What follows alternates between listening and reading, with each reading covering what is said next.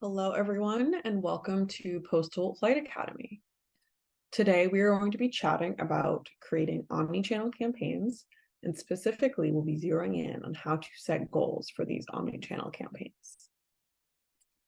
You will learn what is an omni-channel campaign, what to consider when creating goals, and then we'll provide some examples of goals. So first up, what is an omni-channel campaign? Omnichannel means that brands are accessible across all channels, both in the online and the offline.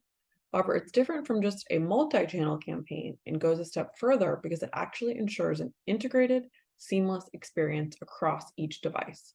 So as consumers move from the online to the offline, they're seeing the same message and they're being prompted with the same calls to action, so that they're really being swarmed with this message and with the hope that they convert.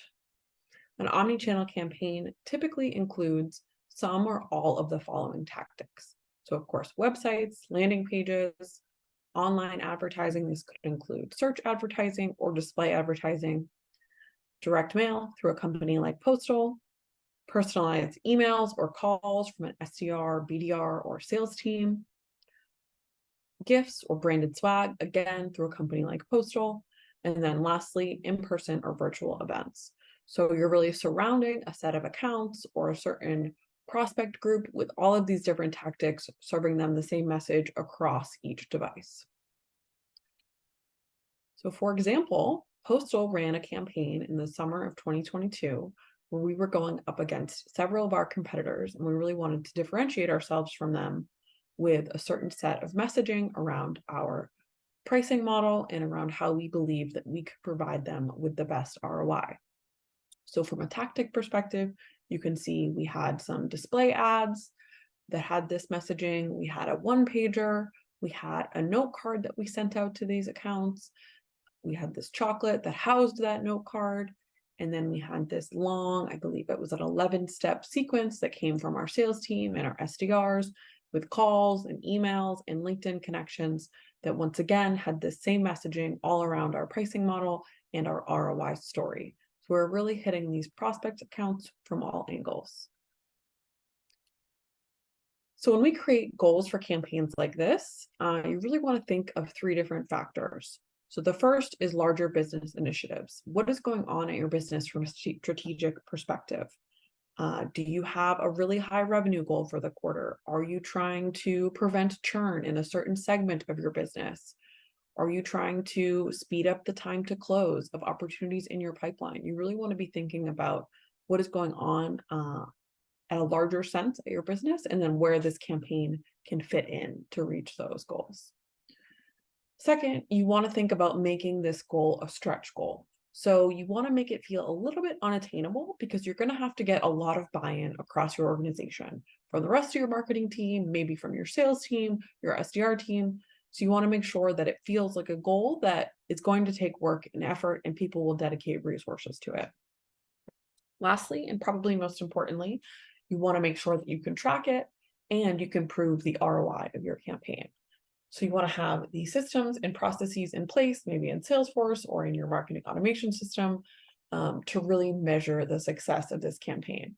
This is for two reasons. You want to be able to make adjustments as you go, so make sure that those measurements are real time. And then second, you want to be able to prove the success of the campaign after it's over. So you can say, we had a 3x, 4x ROI in this campaign, and then you'll be able to easily get buy-in from executives and get budget for future campaigns.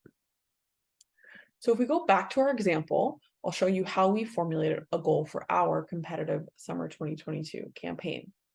So we decided that we wanted to create 30 opportunities, which for us means a qualified sales meeting, from a list of about 800 accounts that we knew were on our competitors' solutions. And we came up with this, looking at these three factors. So we looked at larger business initiatives.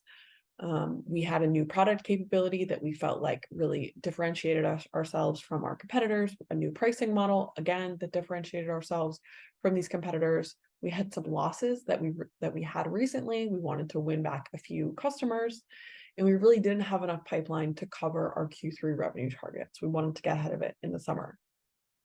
Second, it was a stretch goal. This campaign was on a really tight timeline. It was really just a couple of weeks that we had this sprint, and we wanted each rep that was on our sales team to create 2 opportunities.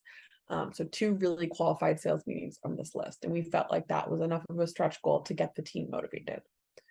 And then lastly, we were able to set up a report in our Salesforce instance where we could tag these accounts and easily be able to tell any progress we made against them, how many calls and meetings we were setting within these accounts, and then ultimately how many opportunities we were booking.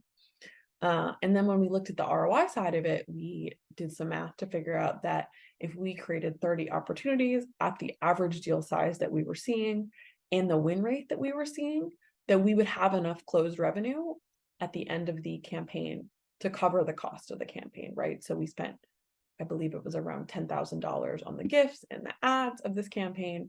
But if we got, 30 opportunities and 10 wins from this campaign, that would be much more than $10,000. So we would have a positive ROI in this case, and ideally able to get buy-in for our next campaign. So I mentioned opportunity goals, pipeline goals, but there are a lot of other goals that you can use based on your business. So you can look for an increase in win rate. Maybe if you have a lot of deals that are stagnant in your pipeline, you can look for an increase in account engagement. So you're just touching more accounts than you have in the past. You can increase the percentage of opportunities you have in your later stages of your pipeline. Once again, if you're really focused on accounts that are already in your pipeline and just moving them along. And then same thing here, you can look for a decrease in the average days to close. So maybe it takes you about 60 days to close a deal right now, and you want to decrease that to 45 days. So you're going to do an omni-channel campaign against all of the accounts in your pipeline. So that is all for talking about how to create omni-channel campaigns and how to set goals. I hope that you learned a lot from this session. And if you want to learn more about omni-channel campaigns, we do have 2 more videos, one on creating tactics and one on measurement. So please go and take a look at those.